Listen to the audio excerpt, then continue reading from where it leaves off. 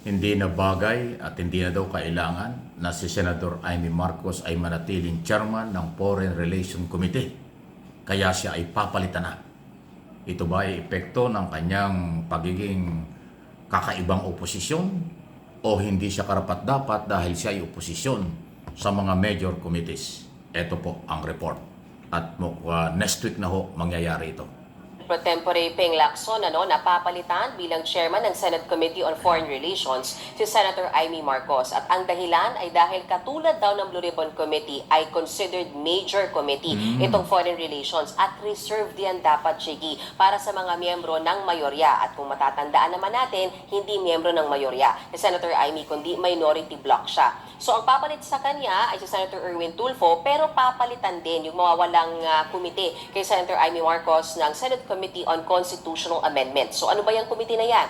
Yan yung dumidinig ng mga issue kaugnay sa charter change at sa ngayon ang may hawak niyan si Senator Kiko Pangilinan. So naabisuhan na rin daw ni Senator Amy kaugnay sa pagpapalit ng leadership sa komite na yan at inaasahan, Haji, na next week sa plenaryo i-manifest agad yan. Matatandaan din natin for context, Chigi, bagamat hindi ito yung sinabing dahilan pero nung nakaraang linggo, nagpasa ng resolusyon ang may napirmado ng may 15 senador na kinukundina yung pagbabatikos ng ilang opisyal ng Chinese Embassy sa ilang government officials at hindi pumirma dyan si Senator Amy Marcos. Ayan o. Sipin mo, chairman ka ng Committee on Foreign Relations na dapat ay panindigan mo yung foreign relation, yung foreign policy. Ang chairman ng foreign policy ay ang Pangulong Marcos. Ang nagpapatupad ng foreign policy, Department of Foreign Affairs. At ang Senado, as chairman ng Committee on Foreign Relations, dapat susunod ka sa paninindigan ng punong ehekutibo sa foreign policy. Pero dahil nga ho sa ginawa ng pambabastos ng Chinese Embassy sa mga politikong Pilipino na nagsasabi ng karapatan tungkol sa West Philippine Sea, ay sa halip pong suportahan ni Amy as chairman ng Foreign Relations Committee ang resolusyon ng majority, 15 senador, na kumukundina sa paglapastangan, panghihimasok, pakikialam ng Chinese official spokesperson sa paninindigan ng Pilipino at karapatang pamamahayag tungkol sa karapatan sa West Philippine Sea. Hindi niya sinuportahan, hindi sa pumirma sa pagkundina. So labag yan. Ibig sabihin, malinaw na hindi siya sumasang-ayon sa galaw ng gobyerno. Ang sabi nga ng iba ay parang pro-China pa itong mga oposisyon. Kaya dapat lang talaga siyang sibakin, palitan, at kung si Senator Erwin ang ilalagay, mas okay. Kasi mahalaga po ang foreign relation. Isipin mo, yung Foreign Relation Committee, yan yung nag-imbestiga doon sa ginawa ng gobyerno under ni President Marcos sa pagpapatupad ng warrant of arrest ng mahuli nung nakaraang Marso na nakaraang taon, si Duterte. Dahil mayroong court order ang ICC, International Criminal Court. Abay, nakita naman niya yung ginawang hearing ni Amy nung panahon yun. Bias na bias ang dating. Gumawa ng committee report siya lang. At pinalabas niyang mali ang Executive Department. Mali ang Department of Justice. Mali si General Torre. Mali ang ating gobyerno sa pagpapatupad daw ng warrant of arrest. Yun ho yung pagkontra. Sipin mo, chairman ka ng Foreign Relations Committee, kinukontra mo yung policy at karapatan ng Executive Department. O yan, nagkasunod-sunod po yung litaw na litaw, lutang na lutang na pagiging Duterte ni Amy Marcos. At ang dating nga ay parang pro-China ang dating. Kaya dapat lang palitan. Walang kwenta yung chairman ng Foreign Relations Committee kung hindi susunod sa foreign policy ng gobyerno. Dapat ang chairman ng committee, kung hindi ka man sumunod, huwag ka nang kumontra. Dahil ang Executive Department ang may kapangyarihan sa kung ano ang foreign policy at dapat ipatupad. Kaso ang ginawa nitong si Amy, puro pagsalungat. Kaya tama lang. Dapat nga, hindi nabigyan ng committee chairman yan. Lalo ngayon, ang binigay namang, sa bagay, malabo namang mangyari yung charter change. Ayaw talagang galawin Chairman ng Committee on Constitutional Amendment. Nakakaubo yung issue niya. Marami nang naging chairman dyan, walang nagawa.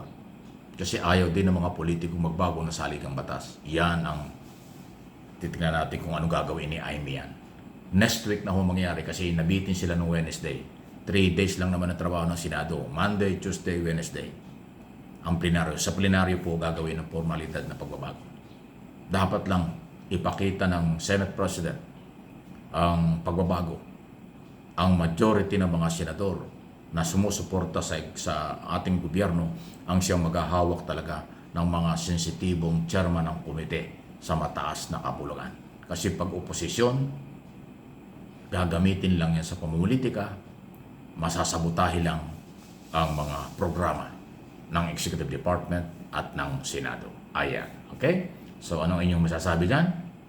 Kung baka yan ang epekto ng sobra ng mga batikos ni Amy sa Senado at maging sa Malacanang, kahit na personal niya pating binabanatan ang kanyang kapatid at kamag-anak.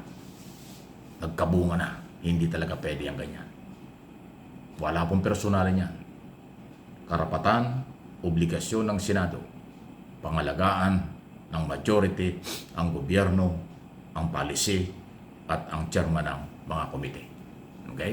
Siyempre, yung iba ayaw intindihin yan, hindi yan naintindihan. Dahil sasabihin, harassment na naman, panggigipit na naman, ay lang naman ang katwiran nyo kahit suntok sa buwan eh. Sa kasaysayan ng Senado, maging sa Kongreso, o kahit sa mga local council, city council, municipal council, sangguniang panlalawigan, tanong nyo yung mga politiko sa lokal, laging ang chairman ng komite ay kaalyado ng gobernador, ng city mayor, o ng municipal mayor. Hindi pwedeng oposisyon maghahawak ng komite na magiging kalaban na nakaupo. Hindi talaga pwede. Sa local, ganun din yun. Sa national, ganun din. Talaga naman ganun. Kahit sa pribadong sektor, sa mga non-government organization, meron ba namang oposisyon binigyan ng kapangyarihan? Wala. Ganun talaga. Normal na proseso. Walang harassment, walang politika. Pero aangguluhan nila yan ng kakaiba na naman. Yun naman ang kailang mga galawan eh. Pero, hayaan ninyo, nandito lagi akong magpapaliwanag ng kanilang mga galaw, kung ano ang epektong tama at mali, ano ang nangyayari. Hindi tayo nagmamagaling. For education, for information, yan ang ating paninindigan. Okay? Yung naniniwala, salamat. Yung bukas ang kaisipan sa ganitong issue, salamat. Marami kayo nun. Dahil maraming Pilipinong matitino sa buong mundo. Yung mga sarado, baser, troll, alam na natin yun. Kahit anong sabihin mo yan, sarado, hindi nila alam. Ganon silang kababaw. Kaya hayaan na natin. Kaunti lang sila. Pag may knowledge, may power, sabi nga nila. Pag bukas ang kaisipan mo, magiging malawak ang kaalaman, maganda ang magiging buhay. Pero pag palaging kontrabida, kahit wala sa lugar, may stress lang kayo at kung ano-ano pa ang masamang epekto.